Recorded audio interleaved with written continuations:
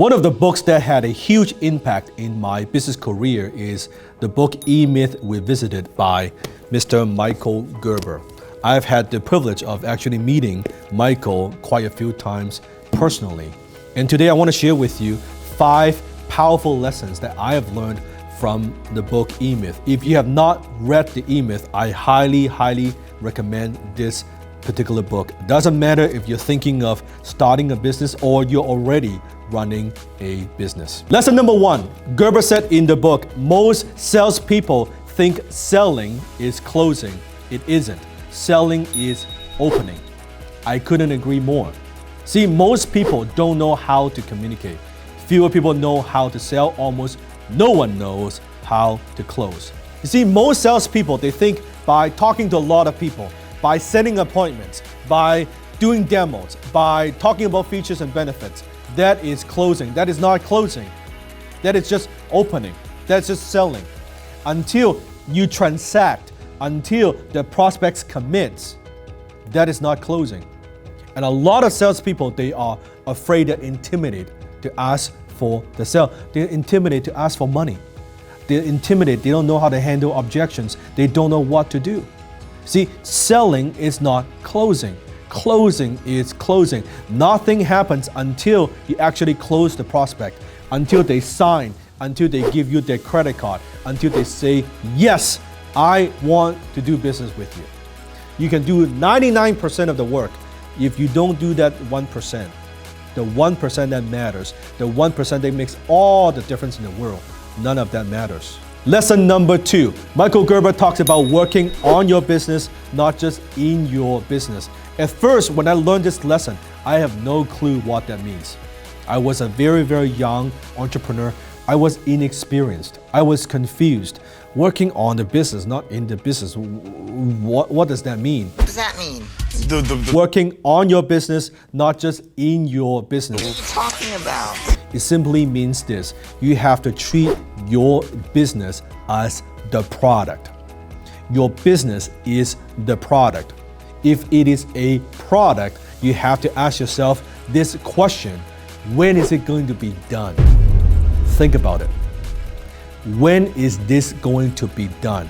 What does it look like when the business is built? Yes, business is dynamic. It changes all the time.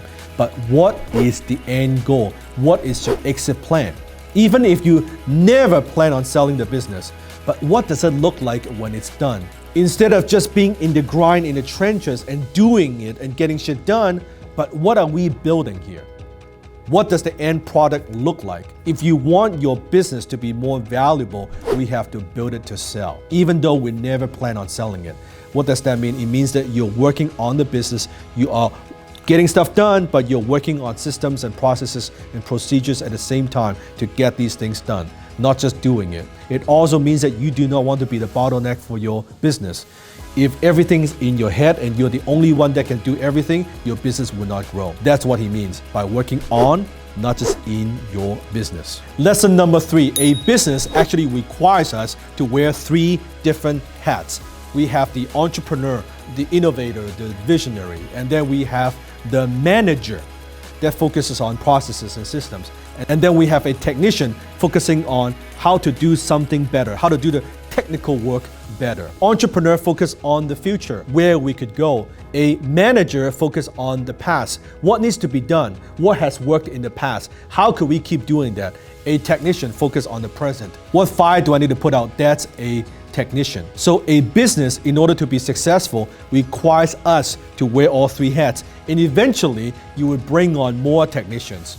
Eventually, you will bring on more managers. So as an entrepreneur, you focus on the visionary work. You focus on the big picture. So you're not tied down or bogged down with the nitty-gritty details. You're not going to get there overnight, but we need to have that in front of us. We need to know that's where we are going. That's where we want to be the visionary, to be the true entrepreneur in the business, which leads to lesson number 4. Most entrepreneurs are not actually entrepreneurs. So what if I don't know how to spell entrepreneur? You know what I do know how to spell? Tesla. That's what E-Myth means. That's what E-Myth is about. It's about the entrepreneurial myth. Most entrepreneurs They are technicians suffering from an entrepreneurial seizure. That is very profound because they're good at what they do. They have a certain skill sets, they have certain experience. And one day something hits them. They say to themselves, I could do that better. I could build a better business. I could build a better mousetrap. And what do? They go out there and they start a business. A plumber starting a plumbing company, an accountant starting an accounting firm. It is the same idea. They're very, very good with the technical work. They are technicians suffering from an entrepreneurial seizure. What they don't realize is they are missing the business skills, what it takes to make a business work. What are some of those business skills? The ability to lead, the ability to market, the ability to raise capital, the ability to build a team, the ability to negotiate. These are business skill sets. These are not technical skills. Knowing how to do the job, that doesn't build a business. That doesn't mean that you know how to build a business. Just like you know how to drive a car, you know how it works, you know how to turn on the engine, it doesn't mean you know how to build a car. Those are very, very different skill sets. Lesson number 5, Michael talks about this. Build your business on systems, not on people. What does that mean?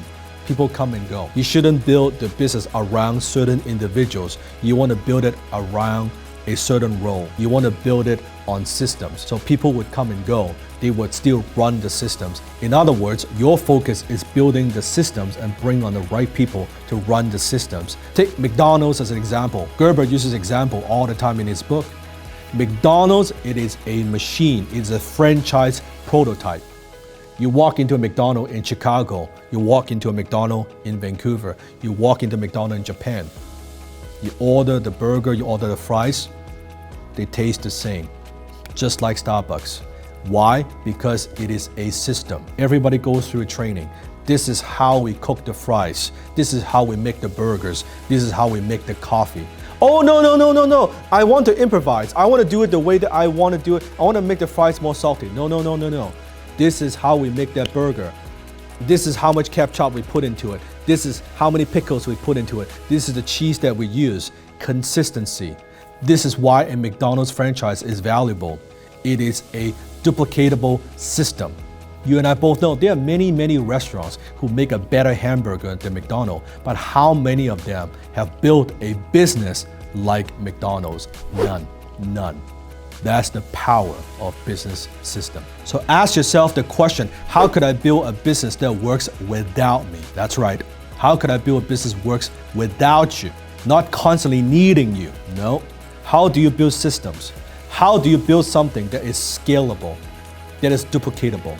How could you spend more time working on your business, not just in your business? In the beginning, yes, we spend a majority of our time working in, but as time goes on, we want to go back and forth, on, in. And eventually, you spend a majority of your time just working on the business and very little or even none of your time working in the business.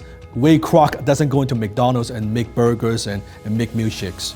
He focused on the business of McDonald's, not making the burgers. They are two very, very distinctive things. What I've done within my company is I've combined a lot of the principles from E-Myth and combined that with technology, remote team, and social media. Leverage what is working now, combine it with some of these proven principles and build my company.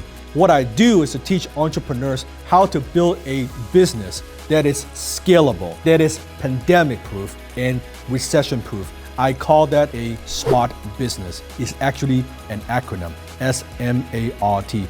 If you want to know more about the SMART business model and how it works for your business, click on the link below and join us for a 5-day live challenge where I'll be there live to walk you through exactly how this model works. Click on the link below and I'll see you in the challenge.